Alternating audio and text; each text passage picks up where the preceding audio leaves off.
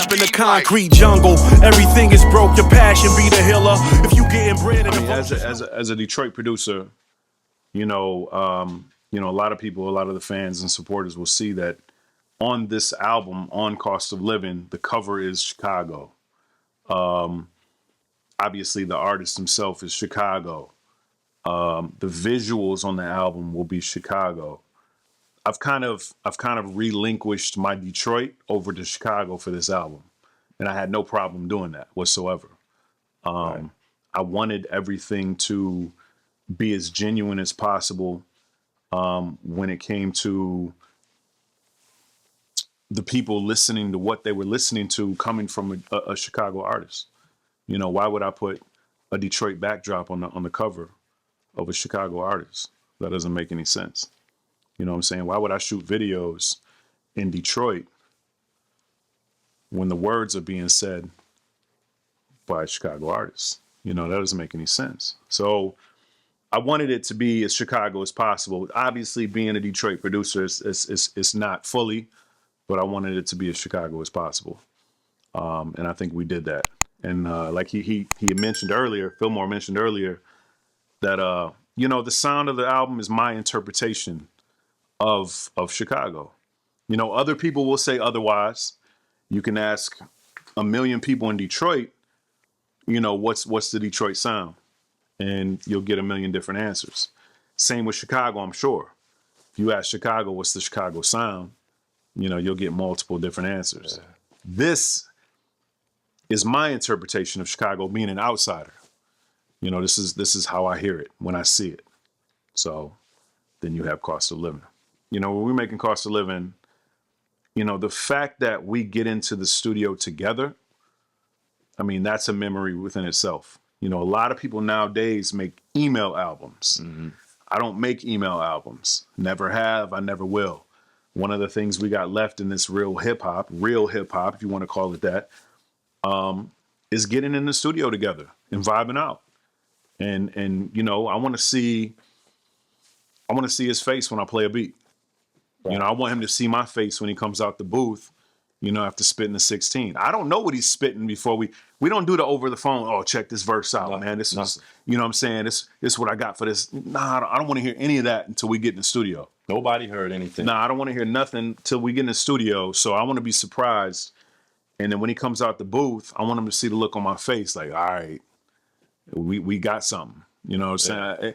So that right there within itself is a memory, to get in the studio together, to make this album together, to vibe off of each other, completely natural. Same here. Same here. You don't forget that. Nah. You don't forget that. Some joints I spit, some records I flew through the verses. And I was, in the lab. We recorded in the same studio. That's a memorable part for me. George Clinton? George Clinton, yeah. Same. I think it was the Parliament album. They did the same. They recorded that in that same studio in the wood. You can just look at the studio and can tell like it's just from the 70s, 60s. Oh yeah, man, that's super dope. For a while. Got in there, got straight to the business, and it was nothing like recording it in person because just like he was watching me, I was watching them from where I was behind the mic. I would take certain verses and just see everybody's face and you're like, come out the booth. That's it. And it's nothing like that. You can't get that if I'm in my basement and I gotta send it over, upload it. Yeah, it's a different feel. It's more organic when you do it that way. The studio we recorded at in Detroit, man, is the Disc, man. That's where I always do all my work. My man Magnetic, that's my recording engineer and my mixing engineer. Salute to Magnetic. He's been doing all my albums for 12 years, over a decade, almost 13 years. So, fire. That's cool my guy, man. That's my guy. Cool dude. He's a big part of the Apollo Brown sound. I can break down. So the title itself, Cost of Living, for me, it really translates to the consequences of living. Right. A lot of the stuff that he talks about on the album, that Philmore talks about, is the cost of living in this world, in this society, in a city, in a country, whatever. You pay costs for living. It's not, what most people would think when they hear cost of living, meaning how much the rent costs and this and that. No.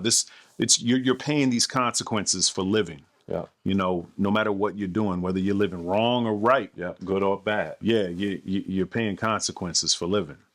And I'll let him elaborate, but that's my interpretation of that. Yeah, it's basically about choices. Yeah. The meaning to me is basically about the definition of the meaning cost of living to me is basically about the choices, because that's what I tapped into most about making this record. I speak on prison reform. I speak on mental health, my own mental health from a kid to as an adult.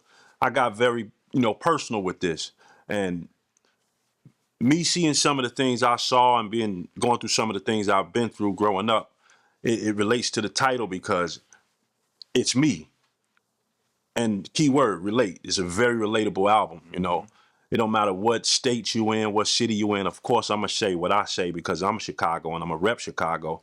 But what I'm saying can heal somebody in Boise, Idaho. You know what I mean? It don't matter where you are. It's very relatable. When people hear this record, it's going to touch you in so many ways. And that's what it is. I speak about the consequences, some of the consequences my people had to pay and growing up, whether it was me or some of my homies or my siblings. It's a very relatable piece of work. And what are the consequences of living in this fucked up world? That's in the intro. And that's what the whole shit is wrapped around. So we got evidence on the album. We didn't want a lot of features on the album. First off, Philmore held the album down just perfectly by himself, and so features on the album were just an added bonus. But we wanted the right features that made sense. So we had features like Rashid Hadi, and we have evidence on the album. So 2 features. I hit up evidence and I asked him to be on the album because it just made sense to me, especially the track that he's on. He's on a track called Paradise. And Crazy. The track is crazy. His verse is crazy. It fits perfect, man. Like I can't hear the song without him on it. And as soon as I made the beat, as soon as he made the beat come alive, I'm like, if we're gonna do a feature, outside of Rashid, because we had already had Rashid in the studio. He's in the studio with us. But if we're gonna do another feature outside of Rashid, then we got to get evidence on here. So I made that call, and he was down, and he sent it back in 2 or 3 days. Nice. And he actually sent me 2 versions, and obviously the version that's on the album. This is another verse? No, it's just a different version. Yeah, it's a different version. It's new to me. It's the same verse, but it's like different ad libs. Dope. But it's crazy, and evidence is top tier. You know what I'm saying? He's one of the best out here. The king of the slow flow. Yeah. And he's a good dude, man. Real good dude. So, yeah. Having evidence on cost of living means a lot to me because he's in my top 10. I met Evidence, months before we started cost of living, started recording cost of living, the whole process, and I told him that. I was able to tell him that. And, that's like a bucket list feature to me. Mr. Slow Flow, I've been following him forever, since Dilated Peoples, amazing producer, just as well as he's an amazing MC. And, to work with him means a lot. Like I said, bucket list. And what he brought that, he closed it out. You know what I mean? He closed the record out. It's a phenomenal record. It bleeds the night. Bleeds the nighttime. And it's Paradise. He followed my lead on, I don't want to say it like that, but you can tell the way he listened to the record. Yeah. He really listened to the record. That's what you can tell. When he wrote his verse, he really listened to the record. Yeah, he didn't just write anything. Nah. I've seen features just write whatever they want to write and has nothing to do with the record. Exactly. And so he definitely he tapped in. So to hear someone I put in my top 10, as far as delivery goes, really tapping into the record and, ending his verse like I ended mine. That let me know he really listened to the record, you know what I mean? And he tapped into it. So that is dope, man. It's a bucket list feature for me. So salute to Evidence. Hopefully more can come. Touring, man. Can we expect the cost of living tour? I'm sure. I'm assuming so. I don't see why not. I don't like to tour right away. I like to, let the music marinate, let people learn it first, let it get in their heads, and so probably 2023. Yeah, I'm assuming so. I don't see why not. That'd be nice. That'd be nice to get Philmore overseas, man. Get some of that love and let them see what it's all about over there. You already know my answer, man. I'm ready. Shit, if we was leaving tomorrow, cost of living tour, I'm ready. I love the tour. I'm down the tour. I love to perform, no matter where we are. But I do want to touch the soil overseas and see the people. We will. No. What do I want people to take away from the cost of living project? I just want people to, think about the stuff that I say and apply to their lifestyles. Meaning, you may hear me say something about, I have a song called Free. We have a song called Free on Cost of Living. And I basically speak through the voices of some of my peers that are incarcerated, and I get into detail about how they got there, how it's set up.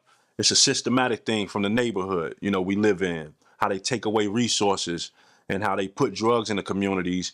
And that's how we got to eat. But we all have our choices to make. It's all about choices. Like I said, cost of living is about choices.